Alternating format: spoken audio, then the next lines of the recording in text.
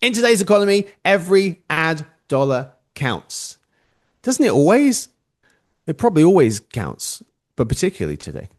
That's why performance marketers are turning to Rokt Ads to reach 1.1 billion unique customers globally in the transaction moment. 1.1 million would be a lot. We're talking billions. When they're completing a purchase online, you only pay when customers engage. You can learn more if you would like to at rokt.com/emarketer. That's rokt.com/emarketer.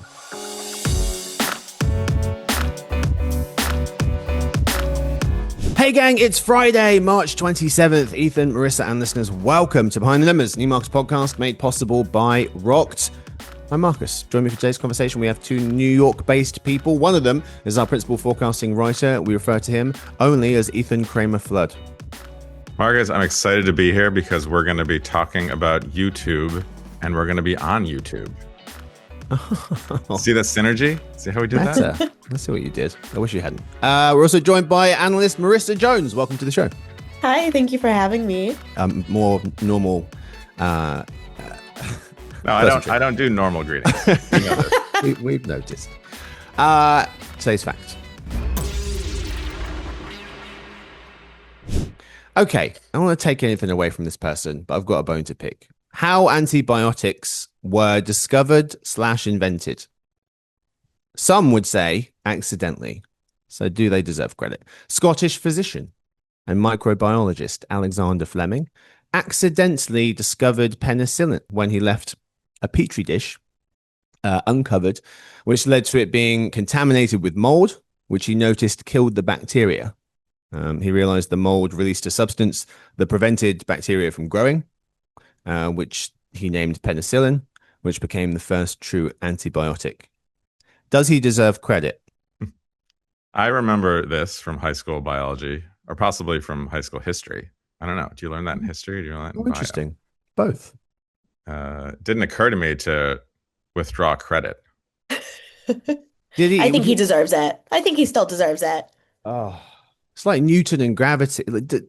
An apple hit him. All right. The gravity thing is, yeah.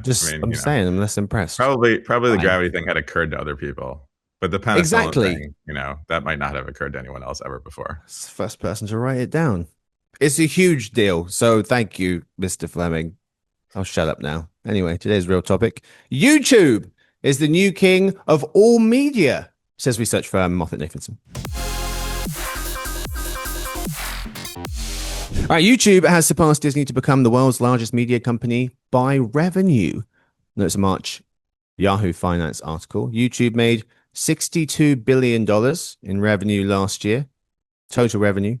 Research firm Moffett-Nathanson points out that it passed the Walt Disney Company's media business, which made about $61 billion last year, excluding Disney's experiences division. Marisa, you just wrote about this milestone. How did this title swap occur? Well, I think there's a few factors at play. One, we do have to look at YouTube's kind of dominance in media overall, user base wise. It really kind of leads. We see close to or approaching 3 billion users globally.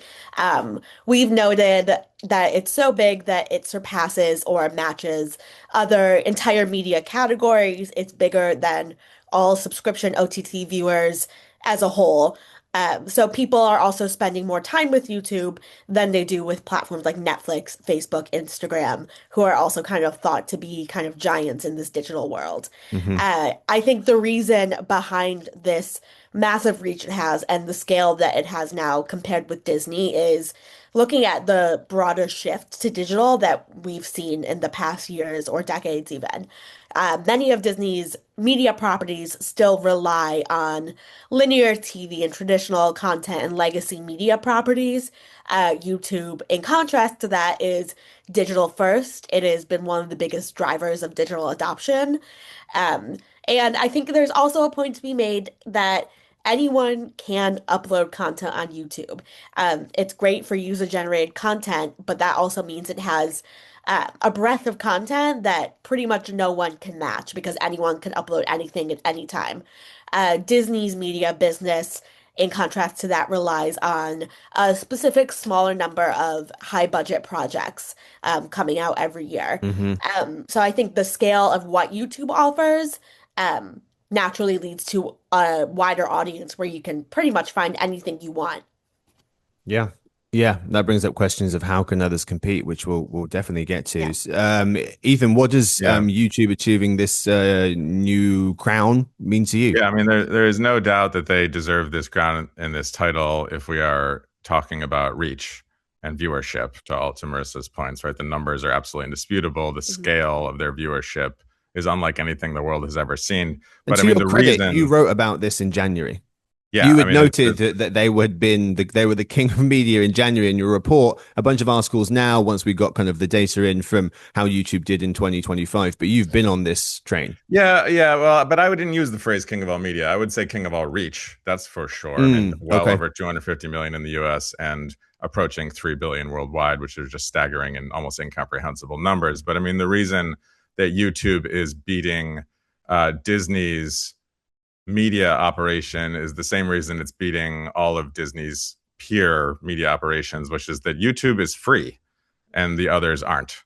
Yes. So I mean, this is becomes an almost an unfair comparison. And so when I see the claim that YouTube has become the king of all media because its revenue from that portion has exceeded Disney's revenue, I begin to scratch my head in terms of whether they really deserve that title, because there's a company called Meta out there that is social media, and it's going to have about 4 times as much revenue as YouTube is, because their products are also free, and they're going to have way more advertising than YouTube is going to have. So we have decided this Moffett-Nathanson study has decided that YouTube is an over-the-top video entertainment platform, which is fine. I agree that it certainly is.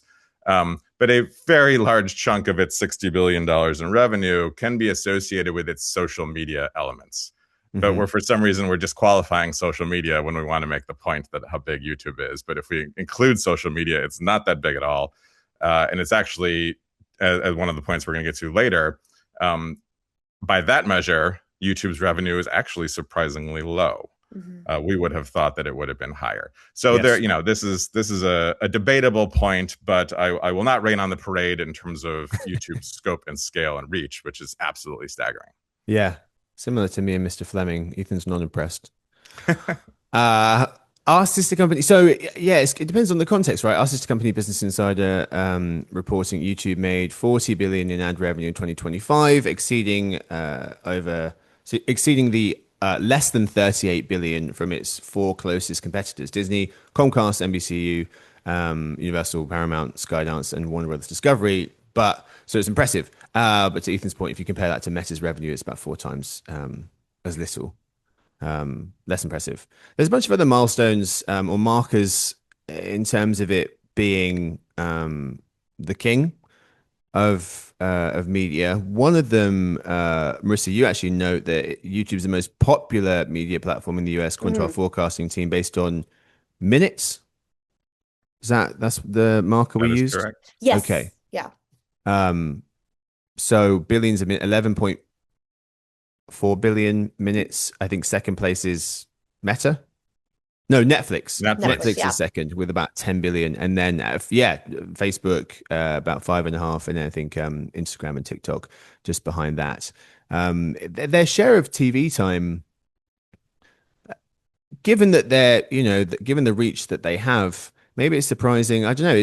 What do you guys make of their 12? So Nielsen's gauge measures how much or where people spend their time with TV. YouTube's got 12.5% in the US of all TV time, including streaming and cable and all the stuff. 12.5% of all the time we spend watching TV is with YouTube. Netflix is second with 8.8. Surprised it's not bigger? I guess it. Go ahead, Marisa. I'm not necessarily surprised it's not bigger. I still think that's pretty notable given how many options people have to watch on their TV now. Yes. That YouTube still has a good share of the time spent watching TV and is above all these other platforms that are TV first experiences, really. Like Netflix is kind of a Yeah, TV first platform. You can good watch it point. on your laptop, but it's kind of associated with watching episodes and movies on TV. So that YouTube has really just short videos compared with like longer series that you would associate with TV. I think it's still a pretty notable number. Yeah. Yeah, that's a good point because Facebook, um, there was the question, could it move to mobile? It did very well. And YouTube, yeah, it wasn't TV first, and it's Mhm. become notably TV first. It Half of is. over half of It's YouTube viewership Yeah, it is TV is. first. It's CTV first, right? Well Hmm. over 70% of all YouTube viewers are now watching via CTV, and Mhm. CTV is taking more time than mobile is, although only by a little bit. Okay. This becomes the time spent thing becomes very complicated. Now you're getting into my bailiwick. Because although YouTube is number one for sure, both among the population and among active users, it still trails regular television. So when we say it's leading, what we mean is it's leading among sort of media conglomerates. It's Mhm. leading on a company level. So if you Hmm. add up all of one company's media properties and another company's media properties, YouTube comes out on top. Although if you add metas all together, it becomes very close. And then Netflix, as you mentioned, is very very high up there as Yeah. well. And the rest are trailing by a considerable level. But traditional TV, um, from a marketing perspective, it's not necessarily valuable to break it up based on the companies that own the various networks because the decision is usually whether or not to invest in TV or not in TV. Mhm. Hmm. In tradition, and how much money you're going to spend. You're not so much thinking about, well, this network is owned by Disney and this network is owned by Comcast. You're thinking, how much am I going to put into television? How much am I going to put into live sports on television, and how much am I going to put into digital, and what type of digital, and how much is going to social, and how much is going to OTT, et cetera, like Hmm. that. So Hmm. there's a bunch of different ways to think about it.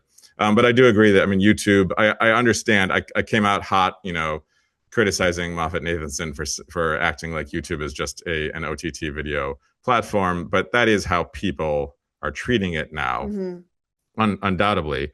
But the advertising is a lot more mixed, right? I just mentioned that 70% plus, and most of the time is now going to YouTube CTV, but ad dollars don't reflect that. Only like 40% of their ad revenue is coming from CTV.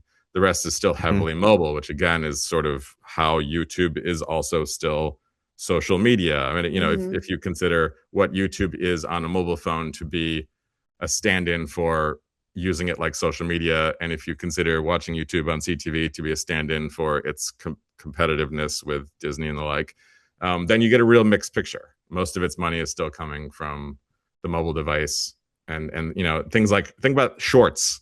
This is Yeah. YouTube itself is emphasizing shorts as its sort of revenue generating wave of the future, and that is clearly designed to be social media and to compete with social media, which is Hmm. somewhat ironic since everybody else is trying to compete with YouTube on CTV, because that actually is probably the higher ceiling.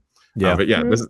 this is a mixed conversation. If I was Disney, I would also, when I look at that headline, I'd say, well, wait a minute, Yeah. is it really YouTube? Yeah.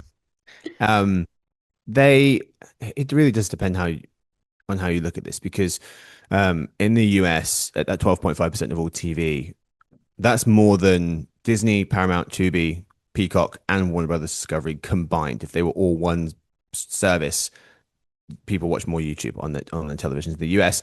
It was interesting, even your report just discusses the number that Marisa mentioned at the beginning, the 2.8 billion YouTube people around the world, and you look at a bunch of different countries in terms of YouTube's penetration, it's high in North America and in a lot of the developed countries, and it is high across the world, but there's still so much room for growth in some of these other countries. They're not nearly at kind of the 80-90% that you're seeing in the developed markets. Um, Right. So, I mean, there's a strong chance if we came back 5 years from now and had this exact same conversation, I would have nothing to say because by then, YouTube could be so overwhelmingly, ludicrously dominant yeah. that there is absolutely no doubt in the world. However, its competitors are going to be doing things too, right? And I Yes. think we're going to talk about Yeah. that as Yeah, well. let's talk about that now. So, Marissa, you wrote that YouTube's unmatched scale is pushing media rivals like Netflix, Prime Video, and Disney to catch up. What Mhm. strategies do you think are most likely to help its competitors, like those folks or others, to catch up with YouTube? Yeah, I don't believe that there's one single strategy that will help competitors catch up. I don't Mhm. think pushing into, like we're seeing Netflix push into not only video podcasts that will draw in creators and maybe their audiences, but they're also pushing into a vertical video format. Disney Plus is experimenting with vertical videos as well. Um, but I don't think one step is going to kind of meaningfully close that gap. I Mhm. think that one, investing in multiple different formats that YouTube is already dominating in will be important. But I think beyond that, even if you have all these different formats, you're not going to gain dominance if you can't prove your results.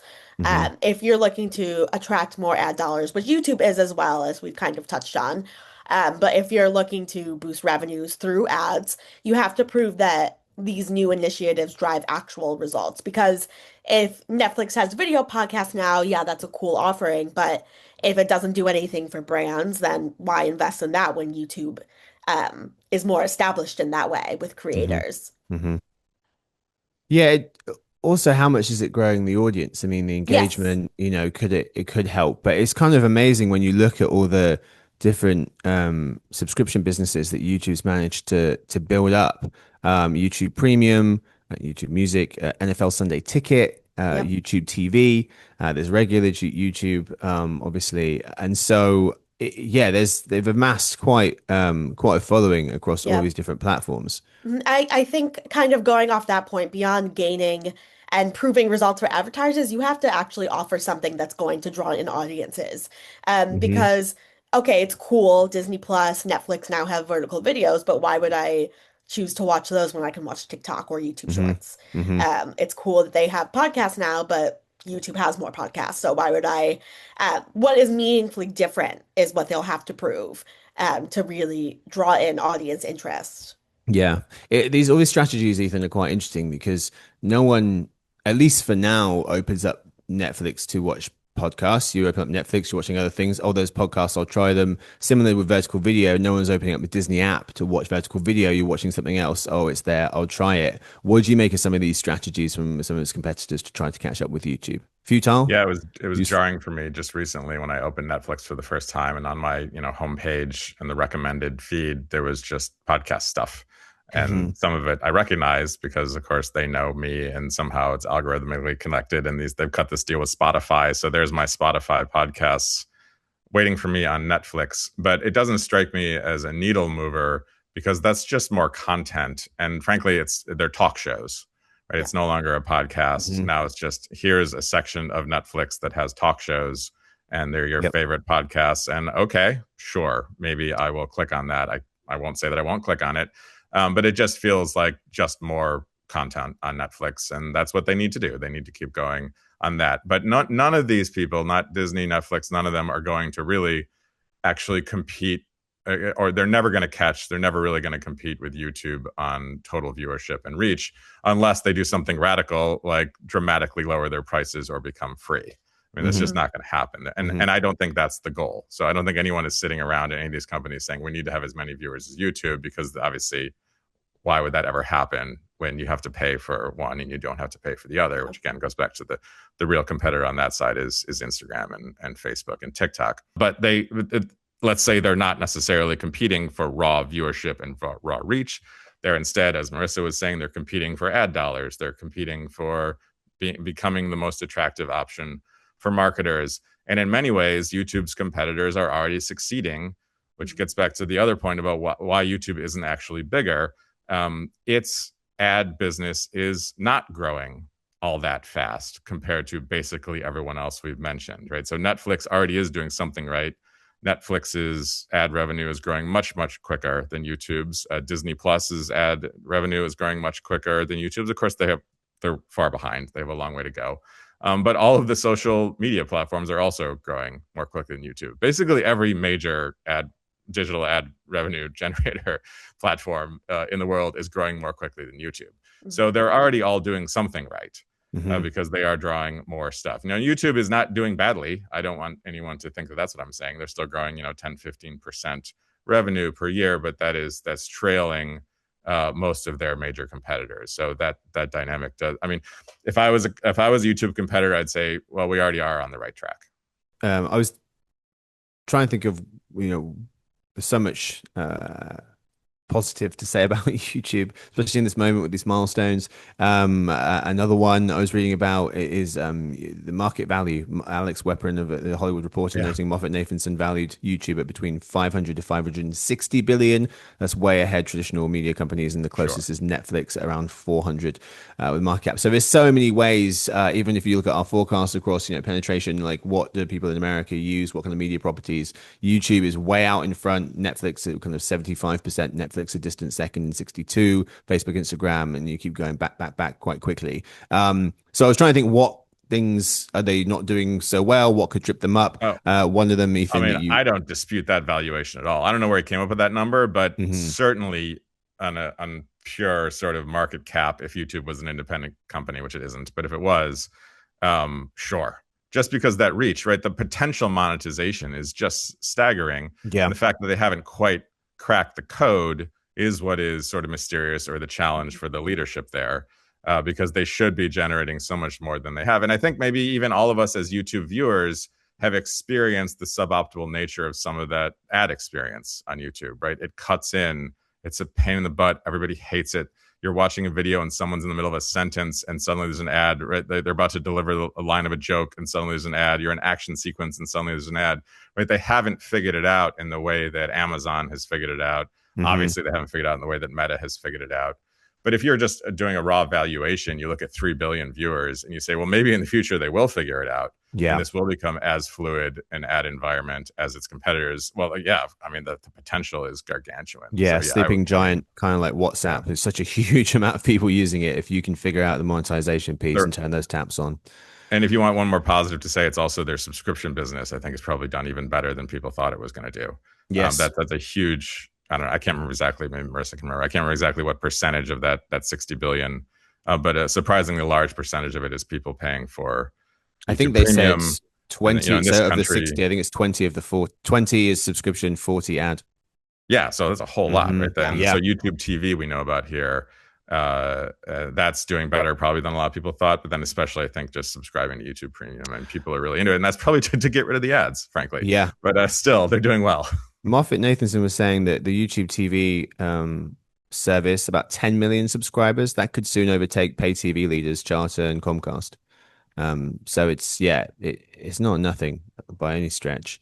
So really quickly, Ethan, I mean, you were saying YouTube is still a top destination for video ad dollars, but it's losing ground. You're basically talking about the share because they're not growing. I was talking about the overall share of digital ad spending worldwide, and then video ad spending, because video first platforms like TikTok are shooting past it, right? But MoffettNathanson wasn't counting TikTok. Yeah.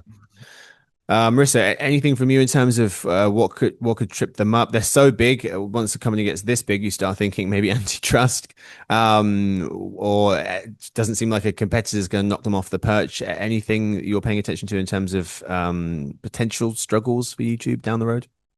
I mean, I think the big struggle is just that competition in this space is only going to become more saturated. Even if other platforms don't command the same attention YouTube does, people's attention is going to somewhat fragment across all these different competitors.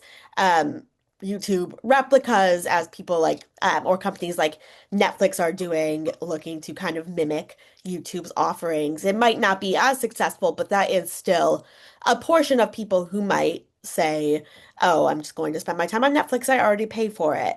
And this is just kind of a benefit. So I really think there's not too much threatening YouTube right now. There's a potential for it as the space becomes more saturated.